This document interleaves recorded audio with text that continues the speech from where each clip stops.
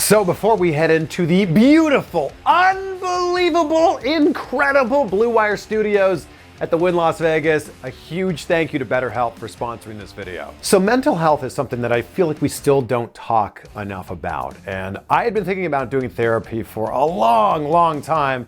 And I'm happy to tell you that I've now started thanks to BetterHelp, and it has made a huge difference for me. BetterHelp offers licensed therapists who are trained to listen and trained to help you. You talk to your therapist in a private, online environment, and you book the appointments around what works with your schedule. BetterHelp has over 20,000 different therapists in their network, so you have access to help that you might not necessarily have in your area. It's super easy to get started. You just fill out a questionnaire to assess your specific needs, and then within 48 hours, they pair you with a therapist that's right for you. They say 48 hours, but I got mine in less than a day. And then from there, you can schedule your secure video or phone sessions, and you have unlimited access to chat with your therapist whenever you need. And of course, I think it goes without saying, but all of this is completely confidential. Whatever it is that you're dealing with, I think it's so important to talk to somebody, especially an expert, and know that you are not alone in this. We've talked about this a bunch on the show, but I think therapy is such an important thing, no matter where you're at in your life. So if you're like me and you've been thinking about doing it, perhaps now is the time to finally start. So join the 2 million plus people like me who have taken charge of their mental health with an experienced BetterHelp therapist. Click that link down below. You'll get 10% off your first month by going to betterhelp.com/Chris Van Vliet. That's BetterHelp, HELP.com/Chris Van Vliet. That's me. Have you made it to the gym yet today? I did. Okay. I didn't know if we were getting you pre or post pump because I feel like you're always pumped. No, there was no pump today. It was just cardio. No pump? No cardio. It'll be the pump's coming up next. This is, wait, after this? Yeah. Okay, so break this down for us and get a little, you got to get a little closer to the mic here. Oh, are we already started? We're started. This is it? Yeah, this we're is on? it. Oh, okay. Yeah, we're on. We've already welcomed them in the intro. Oh, Yeah. okay. All right. Yeah, usually, I just did this workout with Kai Green, right? He had Oh, sorry about name dropping. he's only one of the coolest Olympians of all time, but whatever. But I love a lot of people always like to start to like, oh, the man needs no introduction, and then they go on to give you like a 25-second introduction. Yeah. But it was him, and he was just rapping. And it was going so cool. And he goes, but today we're gonna do something so amazing. Tell him about it. I go, I mean, that was pretty amazing. We could just leave right now, right? I mean, that fit the real length. We could just put that on IG and call it a day. And what size do you have to be where Mr. Olympias start taking you seriously in the gym? I mean, a lot of the Olympians give me the nod. I do think that's like, it cracks me up because everything's like a pro bodybuilder. Well, yeah. And I'm like, yeah, I know, I'm looking pretty good, but these guys are massive, man. And so whenever they put me like, man, you're looking huge or whatever compliment they give me, I'm always like, what? Now from the normal general population, that's amazing. But to get one from them, it's almost like, you guys pulling my leg, like, come on. I mean, I know I don't look bad, but like, so it always feels good. You're like, all right, I can hang out. I can rub shoulders with these guys. Yeah. I feel pretty good about that. I mean, if the average person looks at you and thinks that you're a bodybuilder, how close do you think you are to being like a professional bodybuilder? Like, could you step on stage? Well, and that was that almost happened this past week, and I know my wife did, and she did well for her second show. She's crushing it. She is. She looks phenomenal. And that was the plan, was like, oh, let's go do a show together. And because originally, I don't know if she talked about that when she was on, but we were prepping to do a show together, and then she got pregnant. So, they usually don't let you compete when you're pregnant. Makes sense. And so we had to cancel that. And years later, she finally did it, did great, loved it, wanted to do it again. And then I got the itch out of nowhere. Actually was in Orlando training at a gym that we were training at during WrestleMania weekend, wherever WrestleMania weekend that was. In like 2017. Yeah. And it just got nostalgic about it. And I was like, you know what? Man, maybe I'll shoot the show with her. Why not? And I was like, I'm going to be the first, Redcon, married couple, both sponsored. Doing oh, that sounds like, yeah, let's do it. And then, wouldn't you know it, I tore my hamstring about halfway through prep. So it didn't happen. Everybody's like, what? Are you okay now? And I'm pretty much fine now. But it was so 5 weeks or so there that I wasn't training legs or doing cardio. Right. And that's a big big amount of time, especially when the window's closing. So you walk around very lean. yeah. Like, what do you weigh usually? I'm usually now I'm usually sitting around 255 normally, which is I think before I was closer to 265 on the average. So I'm a little smaller, but I'm also a little bit leaner. But I feel like I've lost a little bit of size compared to what I normally. And most people probably don't notice that, but I do. And then what would you be if you were a bodybuilder? If you stepped on stage? Well, last time I competed, I was 236. How long ago was that though? 2014. That's a long time. That was another decade ago. Yeah. So I still feel like I would be around that, maybe a little bit more, but like you can't. It's not always just about weight, because I feel like I could come in harder and more conditioned, in which case you would weigh less, but you look bigger, and like same thing. I think Melissa came in about the same weight that she did last show, but she looked way better because she had more muscle than last time. So what is the biggest downfall of looking this big all the time, or being this big all the time? When people, whether it be in person or online or whatever, they always ask you for fitness advice, but extremely detailed, like long-winded fitness advice that they assume is just like a one-word answer. Like, hey man, what's the best way to just get started and look like you? I'm like, well, I mean, like it's just a quick, drink honey or so. I don't know. Like, they always just stop. Hey, can I ask you a question real quick? Like, it's just a real quick, real short small talk, and that's the answer. I'm like, man, that's it's a little bit of an in-depth, and it's people too. Which, hey, that's awesome. They're serious about it. Especially if someone's face to face, who's asking you because you really want to know, because you really want to put the effort, and people are asking you because they've asked everyone they've ever seen who looks good, and they're hoping someone's going to give them the answer that they want to hear, and they're like, oh, you're telling me the same thing. I don't want to hear that one. Never mind. You mean I got to work really hard? No. How do I do it like really fast and easy and simple? And that's one thing I say to people too all the time. Like, look, it's like anything else. It's like learning a foreign language, a martial art, a musical instrument. All that stuff takes time, patience, consistency, and same with this. And if you don't use it, you lose it. That's the same thing too. Because a lot of people will like, all right, I'm doing this gun ho for 3 months or whatever it is, and then they just stop. I'm like, well, then say goodbye to that afterwards. You don't have to work so hard every day, but I mean, it has to kind of go from a training, a 3-month training thing to a lifestyle if you want to like maintain it. So. Yeah. What about like health wise? Do you feel like your joints maybe are tighter? Like you're carrying a lot of mass. Yeah, my joints don't feel great a lot of times, but that might also be wrestling. I mean, that doesn't help either. And I was just talking about this too. The travel is very much unbeknownst and untalked about. I feel like damage to joints and body. Like, man, I've gotten off a plane so many times where I feel worse than like any match or any workout, where I'm just like, my knees, my lower back, I'm just like, oh man, I feel like I got hit by a truck. So you throw that combination of like sleepless nights, constant travel, especially if I'm doing like a full weekend, especially in 2018 and 19, where you're in 4 different states in 4 days, and you're all over the place, and I'm still training before every show, and it's a good little wear and tear on your body. And you're traveling with food, right? Of course. I know. I don't listen. I was gonna get all biz casual and come up into this fancy place. But I was like, listen, that's not Brian Cage. This is body guy Brian Cage, right? I'm like Malibu Barbie, all right? This is the gimmick you're getting. Even though it's not a gimmick, this is really me. Yeah, this is you. Yeah, I would love to be able to just go get Mickey D's or the indie pro wrestler diet. I feel like is Subway and Chipotle, and that's it. But it doesn't work that way. And some promoters will give me a hard time, like, man, you couldn't have the Diva. I'm like, Diva, because I want a hotel with the fridge and or microwave and be able to go to the gym before the show. I'm like, listen. I realize you're booking me, because I'm going to go out there, I'm going to kill it, and I'm going to own the spot and get my stuff in. But I'm like, the way I look while doing that probably plays a role that sets me apart from everybody else. So for me to look that way, I have to do a certain thing. And trust me, like I said, if I could just go grab something from the fast food place and sleep in and not go to the gym, that would make my life a lot easier. But that's not how it works. When I was giving you directions to find the studio, I said, just look for the signs for the buffet, and we're just past the entrance to the buffet. And then you basically made a joke that like you were going to clean out the buffet.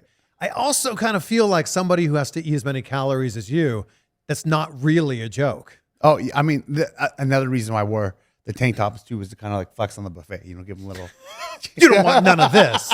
You don't want none of this. Give them a little warning sign, like, huh? That's right. You better stay closed. Don't open up. Are your meals clean every day? Not as clean as he used, and because I'm like prepping, but I feel like I eat so clean so often all year long. I do feel like that helps make it more of a struggle to make more of a change because I feel like there's less of a shock I can do because my body's already so used to like, hey, we just do this all the time now. Yeah. But I am more free to loosen up the diet and eat something if I really want to. And it's mainly sweets. I always talk about that. I'm such a big sweets guy, especially if it's like a baked good or something that's, that you can't just get anywhere. Mm-hmm. I'm like, oh man, that looks really good. But if I have, a specific match or specific weekend or whatever, then I'll buckle down and be like, nah. But I'll always have room to let something slide if I want. But yeah, generally speaking, on the normal calorie, meal to meal intake, yeah, it's always so, and it's pretty much steak, eggs, chicken, sweet potatoes, rice, oatmeal, peanut butter, protein shakes. That's pretty much it. You didn't name any vegetables. You know what? I do take my little GI juice from Redcon 1. I'll drink that for vegetable intake, and I always take multivitamins and all. Then we're gonna get to all supplement list. I do. Okay. The reason I don't eat as many vegetables when I'm home, more I will, especially if they're already like with them. I love green beans. It's because I travel so much, I have to prep so much. They go bad instantly. Yeah. And as soon as they go bad, if I have them all spaced within my meals, my whole meal goes bad. So after having to throw away so many meals, which kills me, I hate wasting food. I was like, you know what? I'd rather just skip the vegetables and have a meal than throw away the whole damn thing because these just don't travel and keep well. Yeah. I remember talking to an actor who was getting like into great shape for a role. And he said, if I'm eating 6 meals a day times 7 days in a week, that's 42 meals in a week. If 1 or 2 of them is not perfect, it's okay. Well, I do firmly believe it's impossible to get, fat off of one meal. Like it's just not going to happen. But, and that's why too, if I do go hard on something, I try just to go hard, just take care of it because of that reasoning. Because if you just have a little bit, it's more like an attempt you have a little bit again later, and then maybe the leftover the next day. Now you want a little bit later, and then that's where it gets you because you keep on having that little slippery slope is what that's that what is. That's right. Yeah. But you see the Rock's cheat meals. I know. They are epic. They are so epic. Speaking of those pancakes, we're here in Vegas. I've been dying to go to Stacked and Yolks. Have you ever heard of this place? Let's go right after this. Yes? I'm down. It's probably going to be closed. That's what the problem is, though. Because it's a brunch place and it closes. Actually, it might be open till 3.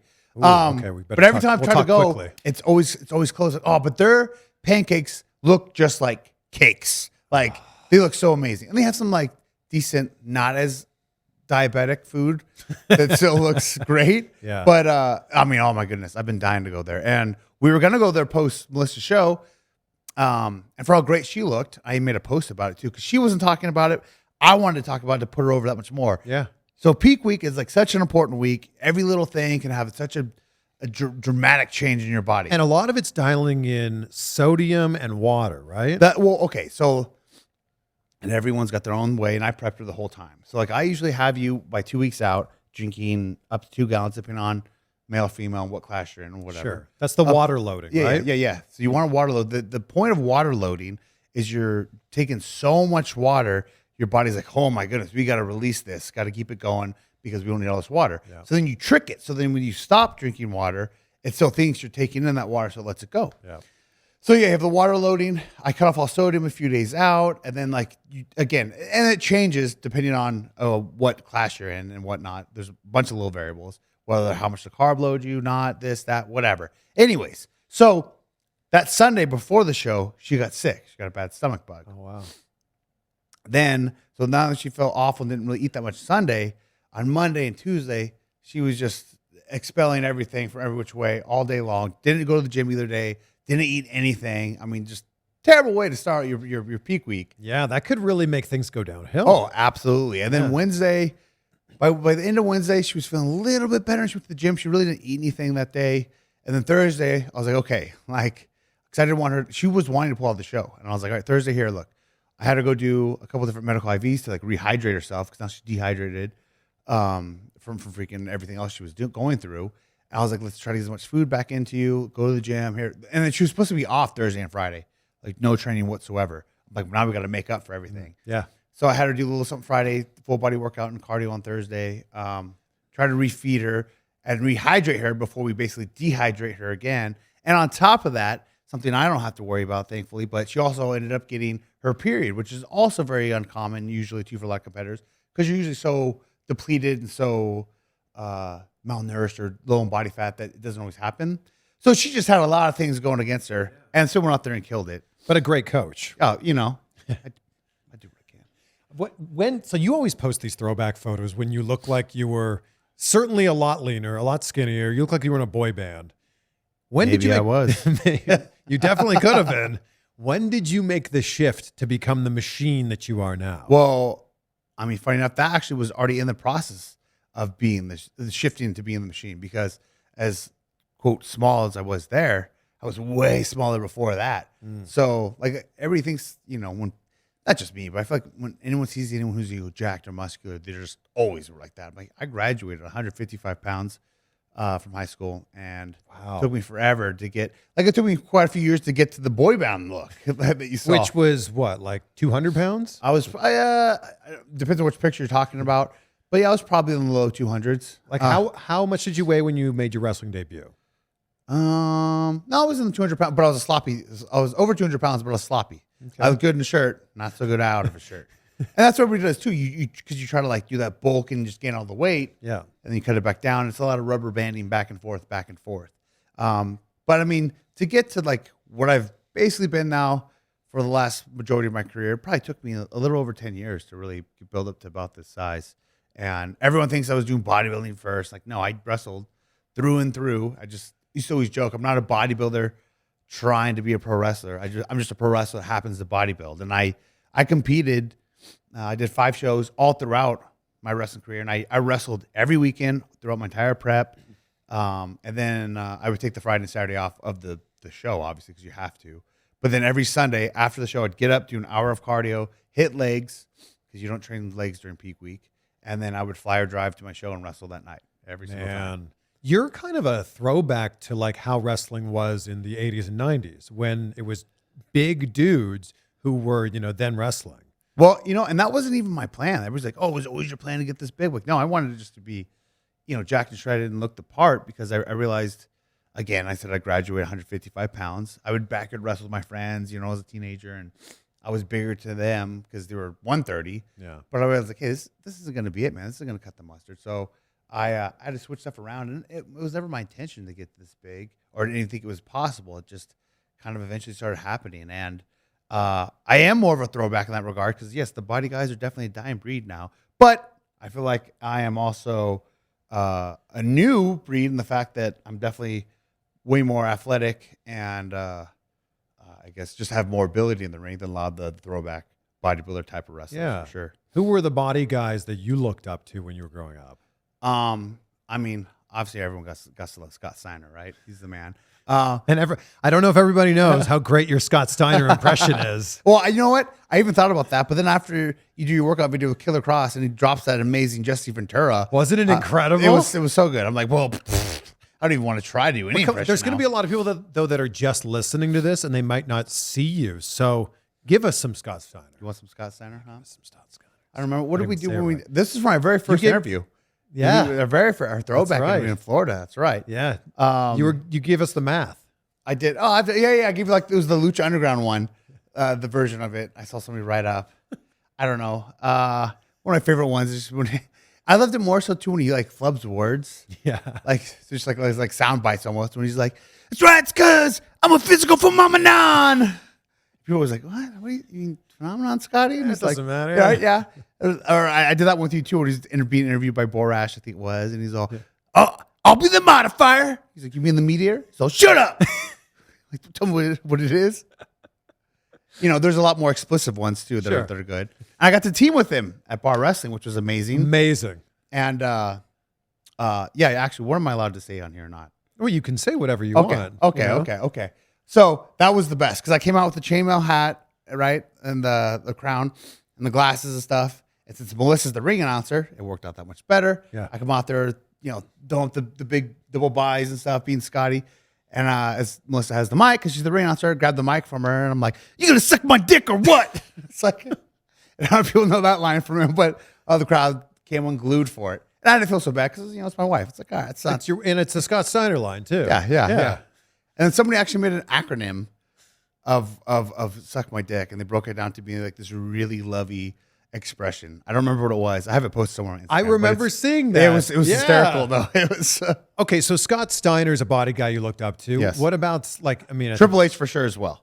I had a poster of Triple H on my bedroom door. I had his book, and you know what's funny too? I feel like Triple H, especially post quad surgery, Triple H, I feel like might be the best body in all of wrestling. He looked amazing, and I felt like he never really got promoted, or even himself never really carried himself as a big body guy or power guy. He did the gimmicky stuff with Scott Steiner. Speaking of Scotty, but outside of that, I felt like he looked so great, but I felt like it never really went with his character. No, it was never really talked about. And I'll give you a theory on that. I think it's because he's so good at selling that he didn't sell like a body guy. He didn't sell like a big guy. Well, and even then, I know he was bigger and he lost some weight, but like even when he was in WCW, when he first came to WWF and everything else, he obviously wasn't the same size as he later became. So it almost felt like he still wrestled the same. Yeah. And I know I got a lot. I still get a lot of flack sometimes for bumping too much or taking too much for being my size. But at the same time, I feel like I was still trying to wrestle the same way I always wrestled from when I first started.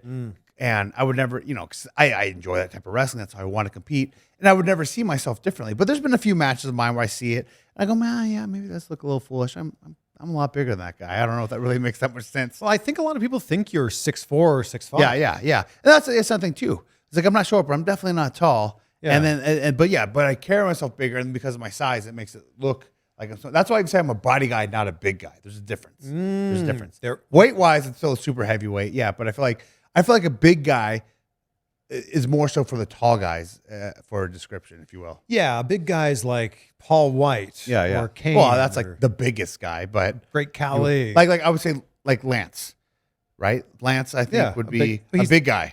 Whereas I'm a body guy. So we're both big guys, but in a different way. So I think that with Powerhouse Hobbs becoming what he's become, I think it's like, okay, it needs to be Cage versus Hobbs. For sure. Well, because we had one of his first matches, and I've worked him before in the Indies, but when he was coming into his own, it was just babyface Hobbs. And then we had the match during like All Out week last year, and I thought we were gonna have a follow-up match that too. Like some sort of street fight as well, and it never happened. But I felt like because of that match, was more of just like a tease because we were supposed to go into another match, and then never happened. So, never say never, right? Oh, I mean, we probably, there's still a couple of days left in the year, and we're both in the same company, so there's a chance it could happen. A couple days, yeah. Although you're doing big things in Ring of Honor. Like yes, that was a big surprise. And that was cool too. That was the only company in North America I've never worked for. I was thinking that, other than ECW, but that's not a possibility. Well, it's not around anymore. So it's like, I am the XPW champion though, so it could come back. But it almost happened several times. Never did. And then, got to make my surprise return and with TBE and Tessa Blanchard and GOA. And actually, talk about body guys. When you see that group shot of us, I'm like, man, that actually looks like a real damn pro wrestling faction right there. Like, I mean, that stands up pretty well, I think, to anyone. Yeah. I like that you call it your return because this was your Ring of Honor debut. Yes.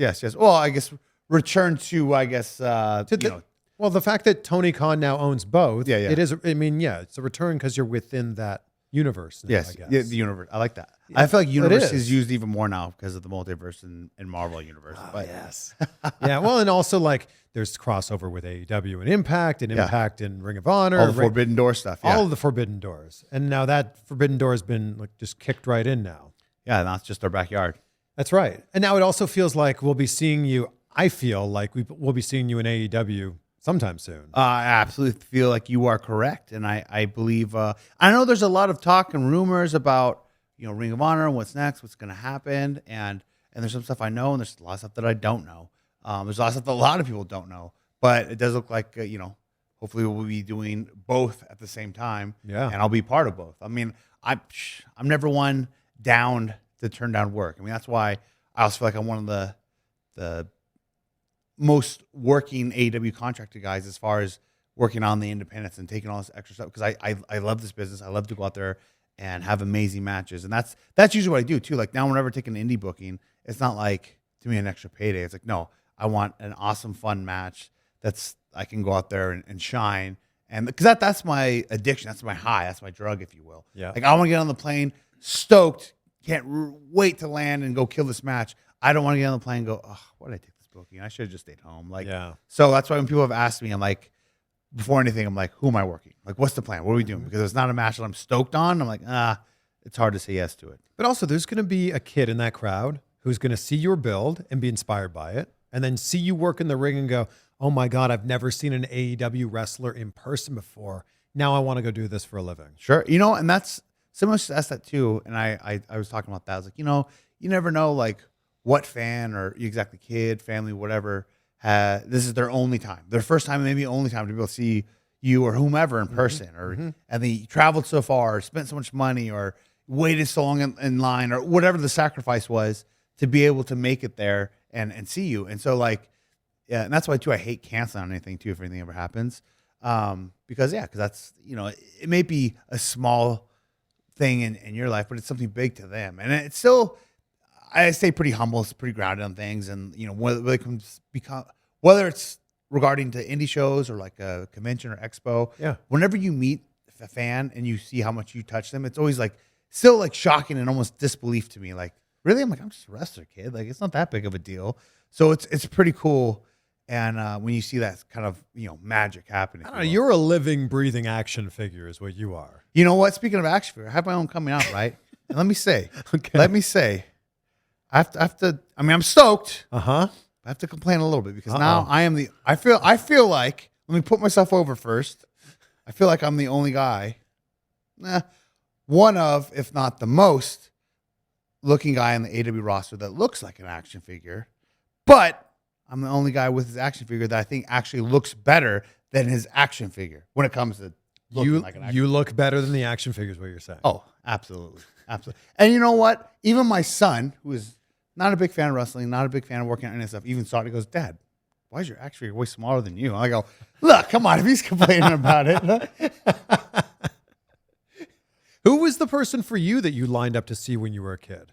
It might not even be wrestling. Maybe it's an athlete or an actor or something. Well, I mean, wrestling wise, absolutely Shawn Michaels. You know, too, there's actually, going back to Triple H. I remember I went to see Triple H and I had his book too, because he's supposed to be signing it at some book place. And we're waiting there forever. I'm like, where is this? And long story short, it ended up getting canceled. And I was so defeated. I'm like, man, I think we even slept in the parking lot outside of like the bookstore too. So we could be first in line to get it signed and get out of there. No way. And he wasn't even there. Dang. Wow. So you did wait in line and got to meet Shawn Michaels? No. I never got to wait in line to meet Shawn Michaels. But no, I was just saying he was somebody I would have and was a big fan of. I don't know if we really didn't go many places when I was a kid to really meet anybody. I don't know if there's anybody that like really stuck out to me. Obviously, I've other than that Triple H time. Yeah, well, that was, you know, older then. Yeah.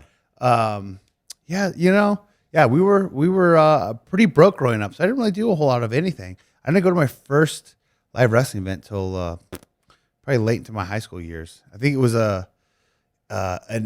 in a house show in Cow Palace the day before Fully Loaded pay-per-view that saw. I think it was like Stone Cold and Triple H and Rock and a triple threat or something like that. And had you already decided at that point in time that you were at 10 years old, I knew I wanted to be a wrestler. Like, wow. That was it. But at 10 years old, you know, you feel like you can dream to be whatever you want to be. Of course. That's where it's like, oh, okay, you'll grow out of that. Right. That'll change. Then, you know, sixth grade came. No, I want to be junior high. No, high school. Nope. I want to be even my friends too. And a lot of people, I don't want to play woe is me, but like a lot of people weren't the biggest supporters of it. My grandma really was the only one. Like my mom and my friends, wow. They were all kind of like, well, come on, you got to do something better, like real, right? You're not really going to do that. A lot of people were bummed that's what I wanted to do, or just because they thought there's no way it's going to happen, so you might as well like quit wasting your time. And that really just fueled me more. And maybe too, that actually fueled me more than if everyone were like, yeah, go for it, you can do it. And I told everybody, like, listen, by the time I'm 24, I will be signed. And by the time I was 24, I was signed. So wow, I didn't, I didn't go on to the main roster, if you will. But hey, I was signed, and then from there on, like my life basically just kept getting better and better and better. So. Yeah, but I also feel like, especially in any career, but especially in wrestling, there's those benchmarks that you reach. So what was the first benchmark? Maybe it was your first match where people went, "Oh, okay, he's serious about this." Oh well, I mean, my first match. So what I consider to be my first pro match is my match with Chris Canyon. I mean, because I could debate him, but he is a pro, so I'm like, all right, well, there's no debating that one. And that was an event that I actually ran in my hometown. So to get to wrestle like one of my idols, inspirations, and great friends in my hometown for my own promotion, like that's still to this day one of my top 3 favorite moments of my life, not just career. So, And is that why Chris Canyon means so much to you? Still I mean, that's now? part of the bazillion reasons. Yeah. But I mean, yeah, no, he was just so great. I was a huge fan of his. We became really good friends. He helped me out with so much. You know, we got to have that match. We actually had 2 of them. He was just so influential to me and just such a good dude, inside out, not just to me, but to so many other people. And I felt like he gave so much to wrestling and was so good. And if he was around now instead of then, I feel like he would excel so much more, so much more. And yeah, it's just really unfortunate because I feel like he's not talked about as much as he should be. Yeah. I love how wrestling fans that are around our age, when you say who better, are kind of like, oh, we know. Yeah. We know what you're talking about. But like someone who's 20 might not get that. Oh, reference. for sure. And there's some of the people that are jackasses, like, oh, Canyon's better. I'm like, yeah, that's why I'm saying it, asshole. I'm like, that is the point. I'm like, if you knew the story behind us, you go, oh, awesome, man, cool. Because I actually never said that until after he passed, too. And then that was like just because I used to always write the RB Canyon on my wrist tape, and then I got gauntlets with his logos on my logos on my gauntlets.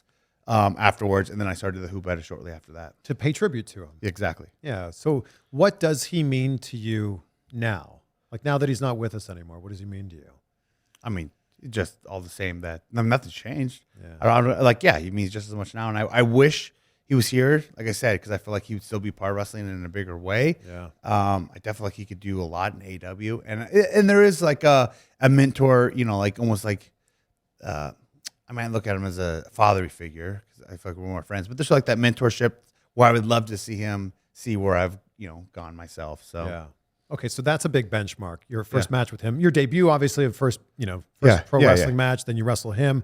What's the next thing where people in your family or doubters start to go, oh, he's actually doing this, it. like, and it went up and down too. So soon, like, I remember when I first got my first like extra spots in WWE, right? Okay. And they're like, okay, well, like if you don't get, you know, signed, like that's awesome, great. But if you don't get signed, like you'll stop then, right? I'm like, what? Like that doesn't work like that. So you just show up and you get signed or not. Like I was like, no. And then Canyon helped me get into Deep South Wrestling. I went out there and I did everything with them, uncontracted, but I was part of every show, every house show, every training camp. And I remember, you know, my mom hoping that I get signed. Yeah. She's like, okay, well, if it doesn't work out, you're going to stop them, right? I'm like, no, this is like part of the process. Stop and man. do what? And they got shut down and everything got moved to Florida, right? So then I moved back because I did say if anything changed, I'd move back. So I moved back home, and then I got the extra loops again, and I got signed off the extra loops, which was unbelievable. And I was like, hey, look, I'm just trying to do a good job to be able to get asked back the next time. So then I was like, oh, overjoyed. And then when I eventually get released, the same thing. She's like, oh my gosh, I'm so sorry. All right, are you going to stop now? Like, it was always that. It was always like, oh, awesome. Like, let me brag about you. Congratulate you. This is great. And then as soon as there's a step back, it's like, okay, can you just stop and get a real job now? And I'm like, man, this is like part of the process. And it makes you appreciate everything so much more. Not only every drop of success, but like just, like I said too, and we grew up pretty poor. And I had plenty of struggles and plenty of rock bottom times throughout my life and my venture throughout this wrestling. So, I mean, so much so where like, I was like, oh man, I can't wait to buy, you know, soap that doesn't have to be from the Dollar Tree on discount or something. Like such little things. I'm like, those ideas would sound so awesome to me. Yeah. And even though like I've always busted my butt and I've always had the hustle and grind to like, you know, pay all my bills and get everything done, I obviously don't have the luxury to do a lot of things. And that's, I feel like too, that helps create, again, not only an appreciation, but just character, a lot more character in yourself. And I'm not a big spender on a lot of things. And I save money a lot and stuff. And I feel like too, it's because of that. And so I'm not out there trying to like showcase. And that's again too, you know, that's why I'm not wearing some 5-piece suit right now. I mean, you're dressed down a little bit too. I'm dressed down today, but you can't hide the guns. That's right? I mean, thing. Yeah. Well, I have to, my suits are all custom because of that. So those are a little pricey, you know what I mean? But yeah, that was another moment. Like, man, as soon as we can, you know, I don't have to buy everything on discount or on sale or what, you know, whatever little shortcut I'd have to take to be able to get by. The fact that I could go to any gas station, not just the really cheap unnamed one. Like those are like, oh, I can't wait for that moment. Yeah. I think there's a lot of people that would look at you being signed to WWE back then and go, I don't get it. You tick all the boxes. Yeah. What was the reason they gave you when they released you? Well, and I remember I always tell a story like I was waiting on a raise. I was due for a raise, and everyone was talking about, well, everyone, Dr. Tom, the head trainer, there was like, hey, someone's getting a call this weekend, and you're going on the road. And everyone thought it was me. Everyone's like, oh, dude, Logan. My name there was Chris Logan. I had to change it from Brian Cage, and Chris for Canyon, Logan for Wolverine. Yep. And I missed a call from the office. I was like, oh, man, everyone thought that was going to be me. It is going to be me. I'm so stoked. I call them back. I'm all excited. And they're like, oh, hey, Brian, how's it going? I'm like, good. You know, just in the gym, like trying to play it cool. And they're all right. Well, yeah, you know, this is kind of the hard part of the job sometimes, but we're going to have to come to terms with your release. And I literally went, not even like, you know, being a smart ass or anything. I was like, did you call the right number? Like I was so, and just, I was like, what? No, didn't even cross my mind. And they're like, oh yeah, sorry. I'm like, what? Why? And of course, they always give you a BS reason. They go, well, you know, we think you need to just go get some more experience because you're a little too indie. And I go, huh. So you're going to release me to go get more experience in the indies to not be so indie. Okay. All right. Sure. That makes a lot of sense. But then you go to TNA, you go to Lucha Underground, you go to Impact Wrestling. Did WWE at any point go, we've seen what you're doing? You know, so, and I did a lot too. So yeah, I tried not to ever reach out to them. Well, they did reach out to me, and they were going to put me on Tough Enough, like the first one they brought Stone Cold back, and then they took me off the list. And then they came into Fresno when I was living there, and they invited me down, and it sounded like they were going to bring me back. And I remember they wanted me to for NXT Season 3 before it became all girls. And then they changed their mind on that, and then it went back and forth. And then finally, I got a message saying, oh, never mind, you know, we're no longer interested. I'm like, what do you mean? What happened? And they're like, oh, let's just face it, you're average at best, so we're no longer interested. They said that? Yes, in text. I was so heated. No way. And I kept it as you know, professional as I could, because there's a lot I wanted to say. But I was like, all right, well, I think you and I both know I'm better than average. But that's fine. I appreciate you getting back to me. Maybe we'll work together again in the future. And that's what made me go, look, I'm not shutting the door on them. But that's what, like, my desire of, like, I have to get back there went away. And I felt like actually my life professionally and personally excelled once I finally like let go of that, like, oh my gosh, I need to be there. I have to be there. And yeah, everything just started kind of working up and getting better and better and better. And they reached out to me several times because a lot of people would like reach out to them about me, whether it be, you know, some of the people outside of wrestling that would just go and look for talent scouts, other people who used to be there or currently there.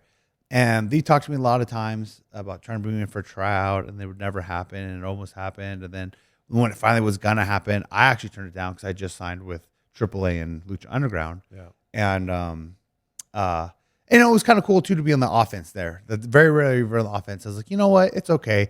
And I remember they were like kind of like shocked. Like, what do you mean? You don't want it? And I was like, well, there's some other stuff I'm going to go ahead and explore. And I think I'm going to check that out instead. And they're like, what? No, you're not supposed to say that. And I'm like, and it felt kind of good, especially after they kind of like, you know, dick me around for freaking so long. And just kind of, so... And then there was, you know, some small talks, but nothing was ever like going any crazy. And again, it wasn't, it was never a feeling like, oh, I have to go there. I'm like, look, I just want to wrestle, and there's a place that's going to offer me a great deal, and they have a great, you know, either story for me or just great people for me to work. And that's all I care about. Yeah. So like, I loved my time in Impact. I loved my time in Lucha Underground. That was probably some of my favorite stuff. And then ultimately I wanted to go to AEW, especially because there were so many people there that haven't worked or I wanted to work with again. Yeah. And I remember because a lot of people were giving me pretty good deals or offering pretty good deals like towards the end of the Impact run, including Impact, to stay there. But I ultimately was like, no, I want to go. I felt like where I was at, if I stayed in Impact or Ring of Honor or went to New Japan or whatever, I felt like my ceiling was still kind of capped.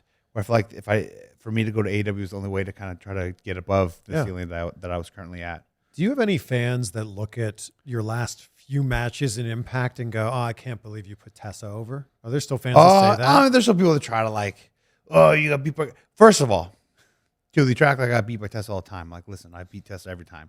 Secondly, they act like I got like dominated by Tessa. I'm like, she got a lucky roll up too on top of that. And I wrestled Rich Swann right before we wrestled. But yeah, they try to still do that stuff. But I mean, I get it. That's always a easy go-to, like little, like, you know, whatever thing. But I think I think she's hands down still the greatest in the female division of all of wrestling. Like, and people can, not only as a fan watching it, but and I've had plenty of intergender matches too. Yeah. And I mean, that itself too gives you a better experience or standpoint from it, because you're like, hey, that girl's great, and I'll work her. I'm like, yeah, she's good. And then you work that girl, like, she's great. I'm like, man, that girl's really good. So, but you didn't have any problem wrestling her. And there's other people, and I won't say their names Yeah. here, but they did have issues wrestling. sure. And I get it. And because like, I'm actually not even the biggest fan of intergender wrestling too. And I wouldn't always be like thrilled to do it. But at the same time, I would almost be excited at the challenge of it. Because like, you know what? I don't really want to do it. I don't think it looks as believable or makes as much sense. But I'm going to do what I can to make it. And especially with my stature, my size, Yeah. I feel like it's that much, more of a lopsided affair. Yeah. But I was like, I'm going to go ahead and show that I'm captive versatility and I can work with anyone. Yeah. So, and then Tessa was one of my best friends. So that's helped out as well. I remember being at Double or Nothing, the very first Double or Nothing here in Las Vegas, and I saw you standing there. Like, you were supposed to be part of that show. Yes, I was. Like, you got called in to be part of that show, and I know you've told the story before, but basically you got pulled off it at like the last minute. Mm-hmm. But I remember seeing you from the crowd. I remember seeing you backstage. I was so stoked. It was such a well-kept secret, which is very rare this day and age. And I was so excited for that surprise pop, to come back. And I was Impact World Champion too at the time, which I felt like, because they're the ones that had the issue with it. And I was like, which is funny, right? Because look how it worked out in the long run. Yeah. That's But funny, yeah. I felt like they were going to have the most to gain from it. Like, Yeah. it's cool for me. It's neat for AEW. They don't need me or Impact, whoever. But I thought Impact had the most to gain from it. And they were going to, really let me shine and put me over. And I wasn't going to win the Battle Royal, especially because, I wasn't even signed to their company. But I remember that they specifically wanted me in the Battle Royal too, so that way I didn't lose. Like, no one was beating me. And as a world champion, once Impact got word of that, they flipped it. And, Because you were the champion? Yeah. So if you weren't the champion, it probably wouldn't have been an issue. Who's to say? Yeah, right. Yeah. But that was what they hung their hat on. And I get it from a tiny point, but it's still, it didn't make sense. Oh, I can't imagine having to deliver that news to people in AEW. Right. Be like, Oh, it was awful. Because I was trying to fight it, and I was looking through my contract and blah, blah, blah. And it was, and then finally to have to go up to like Cody and Tony, and I'm like, man, yeah, it sucked. yeah. It sucked. And I was, what was crazy was a lot of them were apologetic to me though, which was nice, but I still felt awful. And then I was like, man, like, again, I wanted that, like, not once in a lifetime, but we'll just use that expression, that surprise pop that you're going to get. And then, the next year I got to make my debut at Double or Nothing. I keep hitting this mic with my chin. And I got to make my surprise debut at Double or Nothing, but it just happened to be in front of 0 people. So wasn't quite the same. And that night, the very first Double or Nothing was full of surprises. Oh, yeah. Like It was John such- Moxley and Bret Hart. Yeah. The show itself was just, it was amazing. Yeah, it was so good. So when you made your debut in May, Double or Nothing, but there were these rumors like months before in January that you had signed, you were going to go to AEW, and you were basically like, yeah, that's not true. How much truth was there? Okay, to that? so here's the issue with that too, and I don't know if we ever covered this before either. But I don't think so. So I had talked to, like I said, several companies. A lot of people wanted me. A lot of people interested me. There's a lot of verbal offers, but obviously nothing actually offered officially or signed. And it couldn't have been anyways, because contractually and legality wise, I couldn't have. So I tore my bicep the day before Hard to Kill, which was supposed to work RVD, which was under my current contract, my last match with Impact. And then so Monday, I think would technically be when I was a free agent and I could sign in whatever I wanted.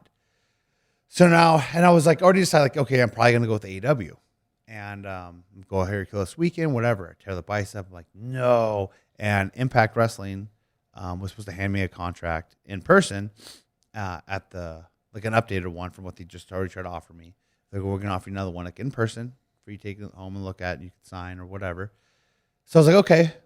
I'm still not also look, maybe, who knows? So I get there and, tell them what happened to my arm and stuff. And they're not opposed to trying to keep me, and they're working around for the match. That's why if anyone who sees the match, when the match doesn't ever officially start and Dogga comes out and they're just trying to figure out what we could do with it. So right after my match with RVD, I come back and it's just weird. The vibe was so weird. And it's always been so chill Impact. And everybody's looking at me weird, and it's so quiet, and it's just real awkward. I'm like, what's going on? And I sit down, I pick up my phone, I look at it, and just blowing up. Oh, Brian Cage signs the AEW, signs the AEW, signs the AEW. And I'm like, you have got to be kidding me. Hey, yeah, because the cat's out of the bag, but the cat was never even in the bag. And now... So you weren't actually signing No. with AEW? No, not at that all. time. And then so now my worry was, because now this contract that they had in person, they didn't give me.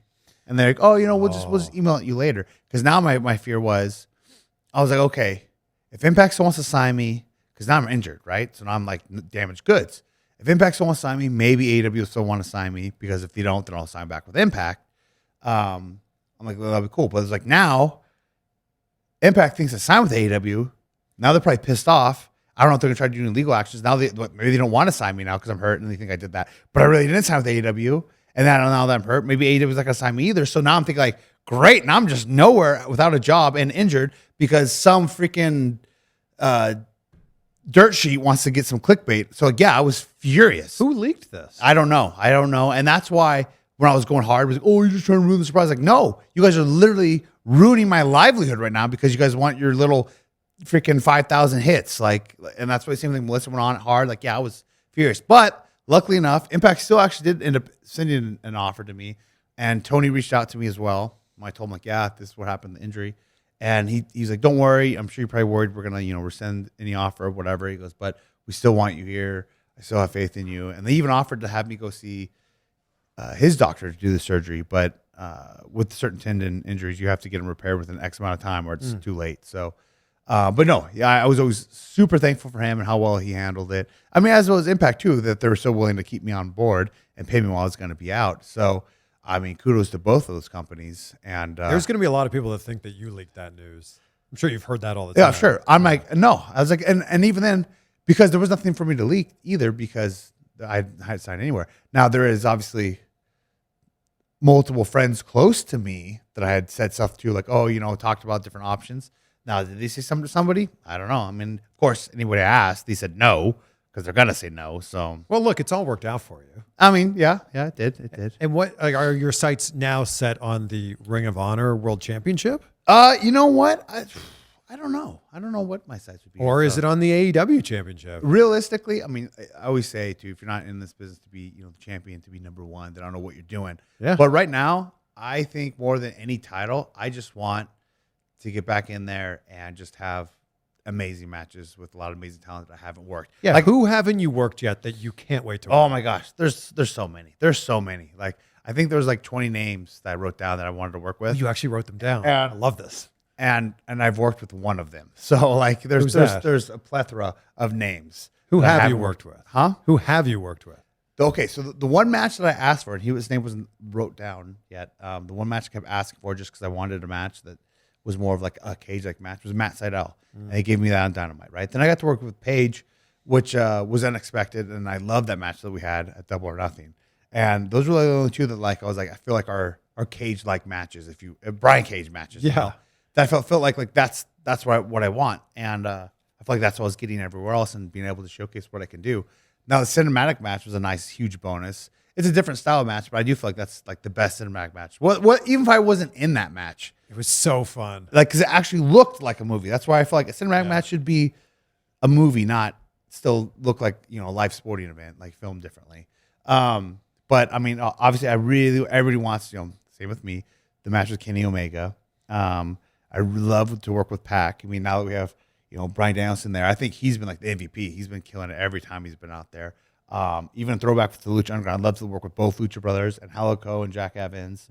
I know he's gonna do a bunch of stuff with Private Party in the original Battle Royal. So I still love to work with them too, because I haven't gotten to work with them.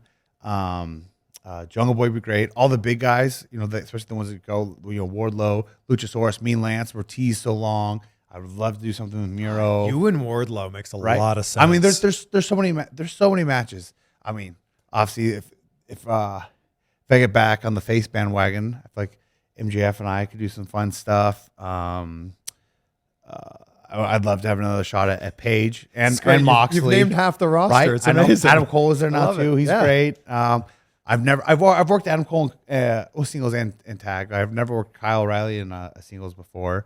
But that's it. Keith Lee's or not, and I love working Keith Lee. But like I'm trying to think of like the OG roster, but then then they've signed so many more people. So like it'd probably be easier to give you a list of people I don't want to work than like who I want to work. I feel like you'll work anybody and you'll have a great match with them. For sure. That goes back to when we said about the intergender stuff too. It's like I like to showcase like, oh, I can get a good match out of that person. So you can't see it because your back is to it, but everybody's taking photos of this giant man Oh, in a is tank that what top it is? here. Here, You should let give me- him a flex. let me just get a little, look at that peak right there. Look at that. Look at that. When you walk through the casino here, we're at the Wynn Hotel, so there's, it's very busy here. When you walk through being this big with this kind of tank top on, is everybody staring? I mean, Yes. yeah. You get a few hollers, from some of the girls. Do they holler if they hear you? I mean, they're hearing me. Oh, they're for sure hollering. If you hear me, you hear the sirens go on. Everybody's got to put on the glasses because it's so dark, so bright. You asked me to tell a story. Oh, yeah. Well, what I was basically asking you before was like, when you look like this, everybody's asking you body questions, right? Yes. And then like when you go to shows, everybody, I'm sure, is asking questions and looking and touching. That happens all the time for you. I mean, maybe not all the time, but like a decent amount of time. Yeah. There's- More than the average, more than it Right, happens right. to me, okay? So, I do garner some attention. And it is funny, going back to the boy band stuff, I was going to make this reference too. Like, I get a little heated sometimes when I post this. I mean, they're fun throwback photos, but sometimes I get a little heated because I feel like I get way more like interaction from girls in those photos than the photos like now of current Brian Cage. Oh, sure. And it kind of goes to like all those memes you see when people are like, oh, what the attention you think you're going to get. Yeah, with all the women. Yeah, right? Because like here's a throwback photo, all the women are commenting on that. And I'm Yeah. like, let me get jacked, I'm going to get all the attention from all these girls. And then now it's just me always answering questions From guys about how I got so jacked. Yeah. Like, so do you drink the Total War is it 5 minutes before your workout or is it 10? And by the way, what is it? I love Total 30, War. 30 minutes. 30? 30 minutes before I work out, 2 hours after my last meal. That's the perfect time. I feel like I get the best. tingles like 7 minutes in after Total War. No, Do you have a coupon code for Redcon1, by the way? BCAGE. BCAGE. But I almost feel like it's unnecessary because they give out so many crazy discounts and like sales like every other day. Their stuff is so good. It's amazing. It's amazing. Their whole So product you're line. saying that there's more men that are Oh, asking. and that's why those memes are so funny because they're absolutely true. Yeah. I mean, because even me too, when I see somebody's jacked or that's like in great shape, you're like, oh, whoa, like I'm looking at them more than I'm looking at the girl doing squats over there. I'm like, dude, look at that guy. What does he do? Whatever, So it is funny because it is absolutely true. All right, this has been amazing. And thank you for coming by. I can't wait to eat pancakes with you afterwards. I end every conversation with the same question. So I asked this of Melissa. I'm interested to see what your answers are. I'm all about gratitude. So what are 3 things in your life that you're grateful for right now? I am grateful for my family as a whole. That will include Melissa, my son Noah, and my daughter Skylar. All 3 are phenomenal whys for me for everything. I mean, I already have my passion, dedication, and determination to make everything I do a success. But if I need any other motivation, then absolutely the 3 of them are completely it.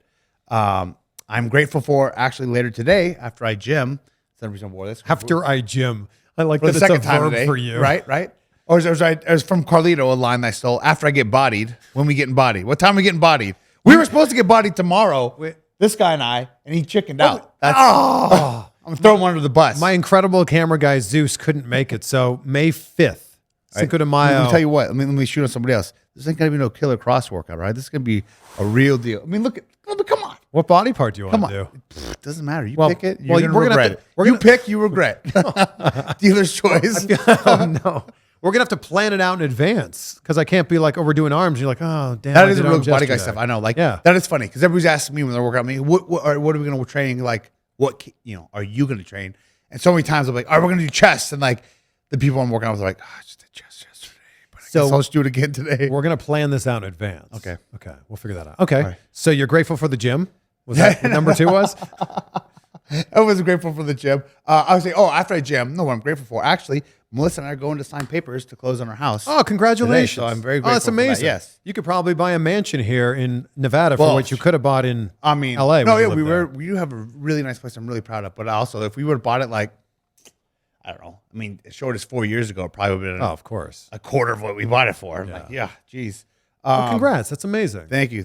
And then I'm grateful that I've been able to be able to be in such a great business that I love for so long, and is healthy and able to do it as long as I have been doing it. That's a great one to end on. Those are 3 great things: family, this house, it's amazing, and what you're doing right now with Ring of Honor and AEW. I mean, it's not too shabby. It's pretty good.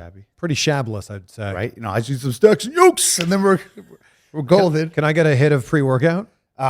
See, here's the thing.